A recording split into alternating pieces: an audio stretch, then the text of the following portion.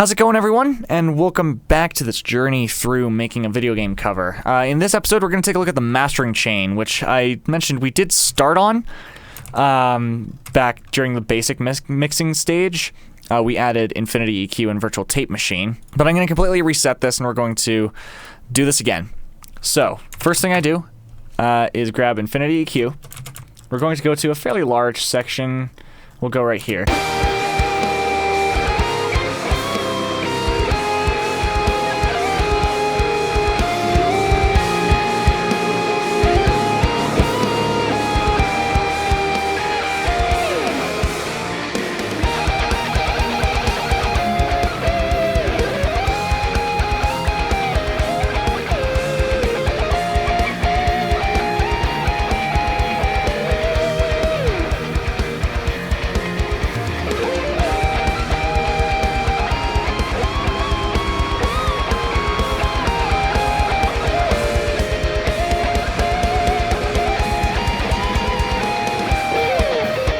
It's actually a slightly different approach. I didn't think I needed to do all that much. I guess if you mix it correctly, you don't have to do much, but that's kind of all I wanted to do.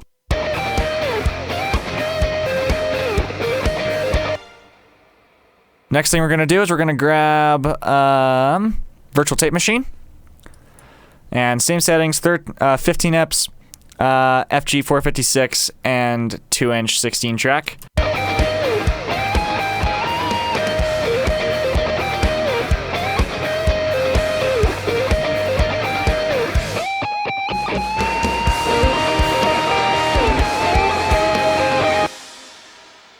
That should cover it. And then the last thing I want to do is we want to go to the mastering stage here and then click FGX. Now, I'm going to have to be very careful about this because things are about to get fucking loud.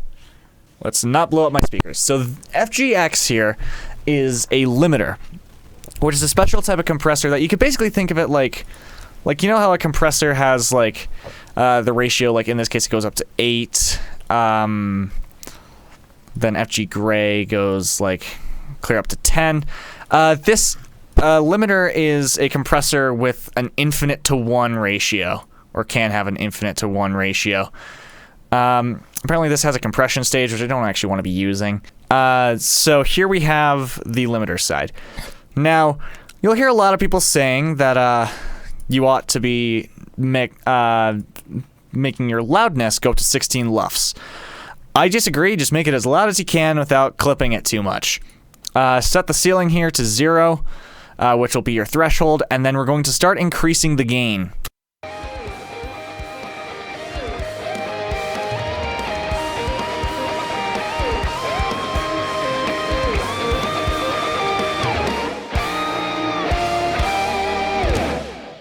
This is your peaking right here. So let's go to a different section.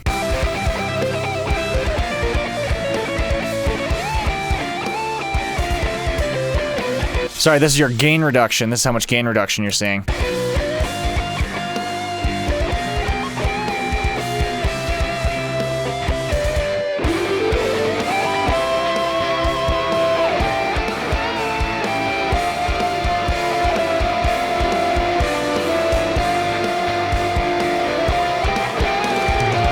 So basically the point of this is don't be afraid to push it as much as you fucking can, because man, it'll sound cool.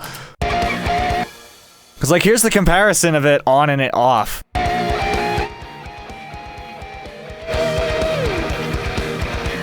Just a massive loudness difference. The low punch, like this stuff I've not actually seen before.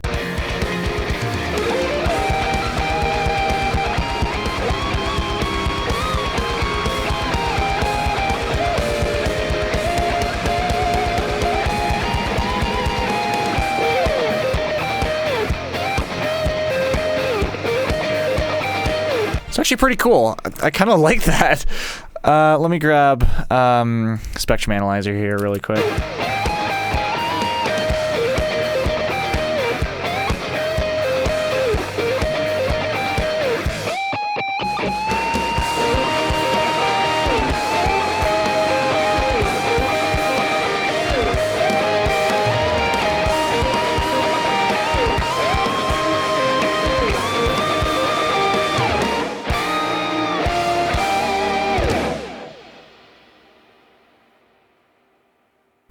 pretty cool. And I hate to say it, that's the end of mastering. That's all you gotta do. Just do an EQ to get rid of stuff that you don't like. There's a lot of this mid character I decided I actually don't like, so we're just gonna do that.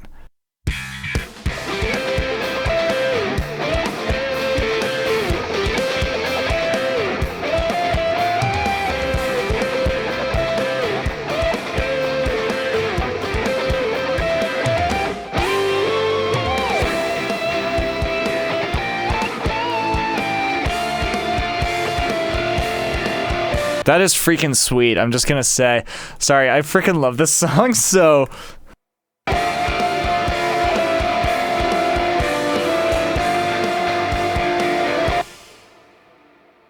Like, I'll take any excuse to play this song. I think I want to turn down the reverb a little bit.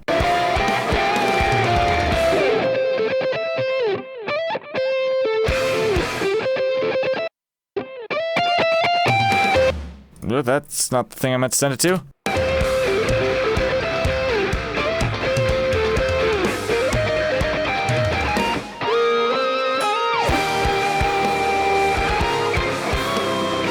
That's pretty freaking sweet, I must be honest.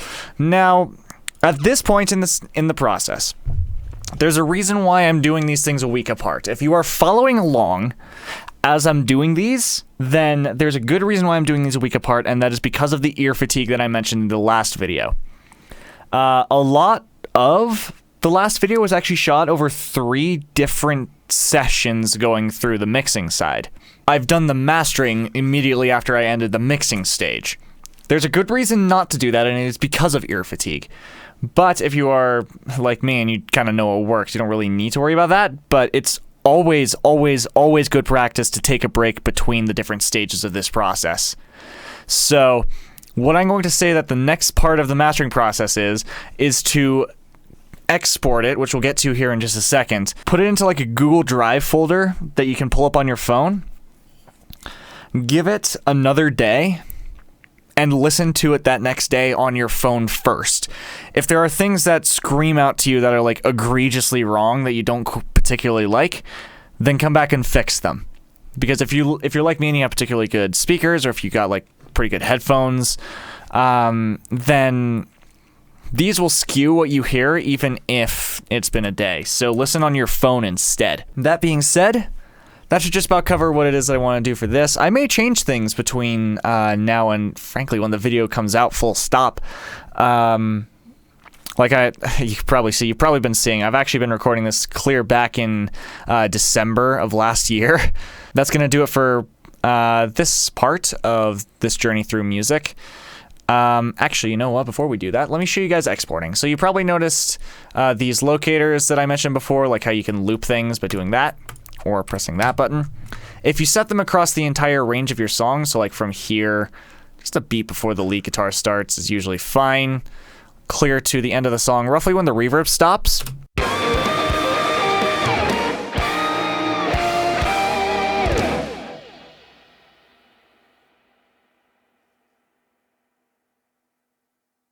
Right about there. So you can kind of tell where the reverb stops. So if you set it to kind of that range, then click on File, go to Export, Audio Mix Down. And then what we're gonna do, just keep it as single here, export your stereo, it'll be called stereo out, mine's called main out. And here's what we're gonna do. I'm gonna start by choosing a location. Yeah, that's fine. So we'll call it Starlight Zone, V.1, first mix and master. Just so I know what version I'm on. Just for reference, I believe the Undertale medley had like 25 different versions before I finished it. I don't have them anymore, but you can go through a lot of iterations of this if you're particularly into a project. Now, what you're going to do at this point, if you remember, you set up your sample rate right at the start of this process. So the sample rate should be whatever you set it to at the start. In my case, it's 48,000 kilohertz, or 48,000 kilohertz is not it. It's 48 kilohertz. I'm exporting it as a wave. That's the smallest file that's also considered lossless, quote unquote. MP3 files will compress things quite heavily, and like some people argue that there's a legitimate sound quality difference. I'm not part of that group of people that can hear that, but there are people who believe there is a legitimate sound quality difference. Probably don't go with MP3s, but if you don't have a lot of space on your computer, then go with MP3s. FLACs are considered the highest quality, or AUGs are too. Or I think it's AIFs are. But like FLAC is the one that I know particularly well. They're particularly large files and not everything can play them, so probably don't go with FLACs. Go with a WAV file. We're going to export it as 24-bit. You could do 32-bit or 64-bit. I don't understand what these mean, but 24-bit is studio quality, so I've been told. And export it as interleaved. If you do it as split channels, it'll export left, right, and whatever all this stuff is. If you export it as a mono mixdown, everything will be crushed into the middle. If you export it as left-right channels from surround, then it'll export the left channel and the right channel. So export it as interleaved, so that way the stereo is one file.